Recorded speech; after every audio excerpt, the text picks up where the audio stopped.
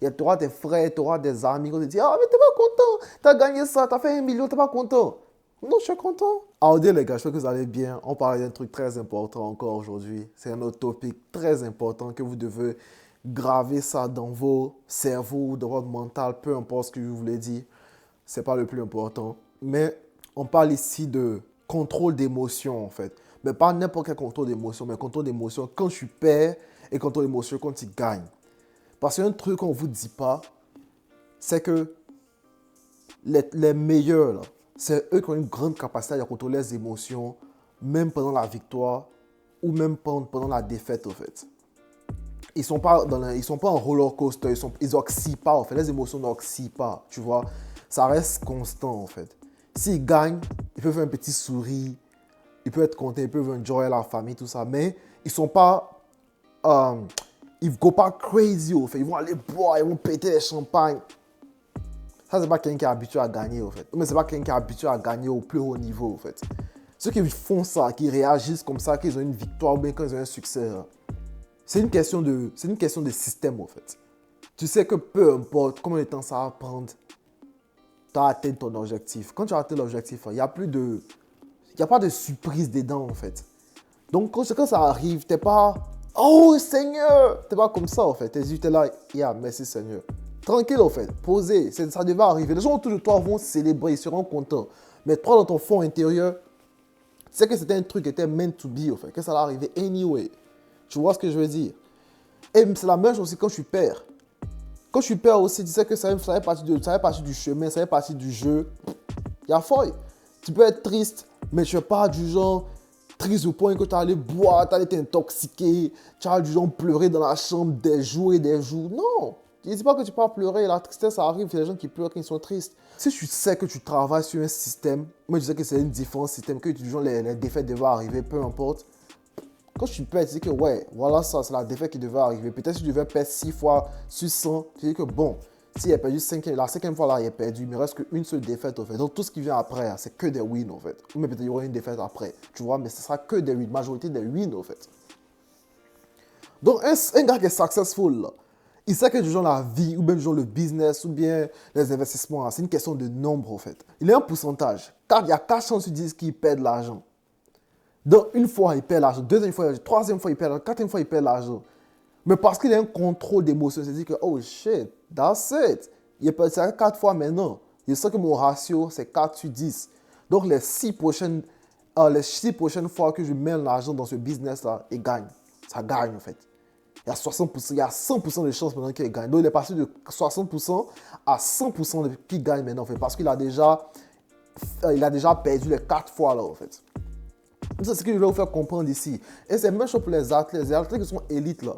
Tu n'as pas les voir go crazy sur le truc. Non, non, c'est pas des spectateurs en fait. Quand tu es un artiste, quand tu as un truc qui a fort, tu as go crazy. C'est pour ça souvent, les gens prennent la définition de Vinicius. Quand tu prends Vinicius, et puis tu prends Ronaldo par exemple, Cristiano. Vinicius là, lui c'est les Brésiliens, le Joga Bonito. Il fait du spectacle sur le terrain en fait. Donc il y a beaucoup d'émotions dans sa manière qu'il joue. Mais quand tu prends un ailier comme du genre, on prend Saka. Saka, c'est le typical English truc, en fait, winger, en fait. Il est dans le système. Il fait ci, il fait ça, c'est que, du genre, le résultat doit sortir, en fait. C'est ça la différence. Donc là, souvent, c'est important de pouvoir faire la distinction, en fait. Si tu es un artiste, que, du genre, tu es dans les émotions, il y a fort. Parce que, de toute façon, ça t'aide, en fait, à pouvoir donner, tu partages cette émotion avec ton peuple, ou bien avec les personnes qui t'écoutent. Mais, ici, je parle à beaucoup de personnes qui sont des héros nationaux, qui veulent faire du business, qui veulent des investissements, qui veulent des présidents, tout ça. Tu dois te séparer, au fait, des émotions extrêmes. Tu dois te séparer de ça. Il ne dit pas qu'il ne faut pas ressentir des émotions.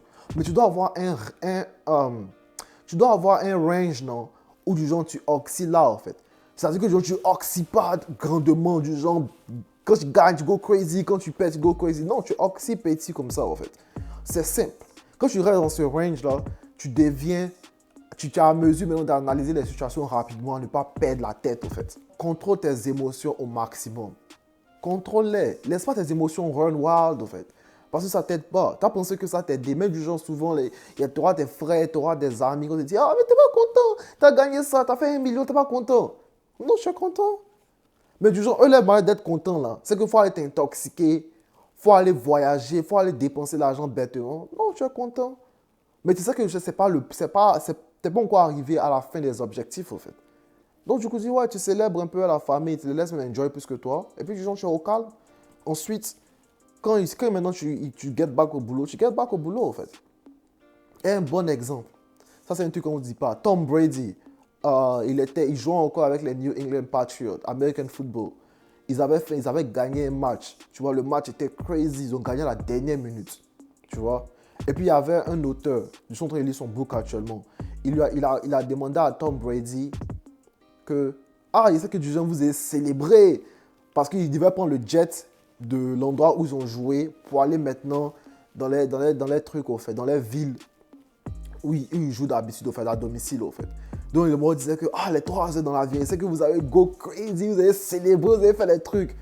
Et à ce que Tom Brady lui dit, non, non, on n'a pas célébré. Dès qu'on est rentré dans l'avion, on a ouvert notre ordinateur, on a commencé à regarder les films et on a commencé à se préparer pour le prochain match. Mais le gars dit, mais comment on peut pour vous les célébrer? Il dit, non, parce qu'on n'a pas le temps. On n'a pas le temps.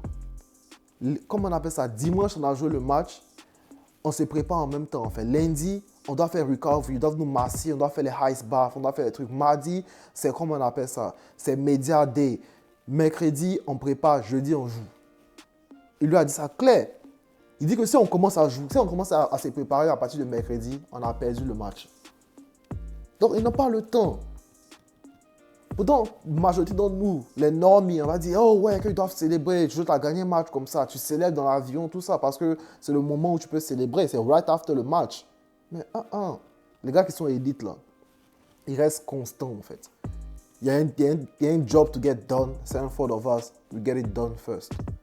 Célébration, on peut faire ça quand on aura fini tout ce qu'on a à faire en fait. Et c'est ce que je veux que vous essayez de répliquer dans vos vies en fait. La vie là, c'est up and down. Mais c'est un contrôle des émotions. On ne doit pas suivre le même chemin que la vie, en fait. Essaie de maintenir ton niveau d'émotion assez constant, en fait. Dans un petit range qui est contrôlable. Tu vas voir que ta vie sera vraiment meilleure, en fait. Allez, peace.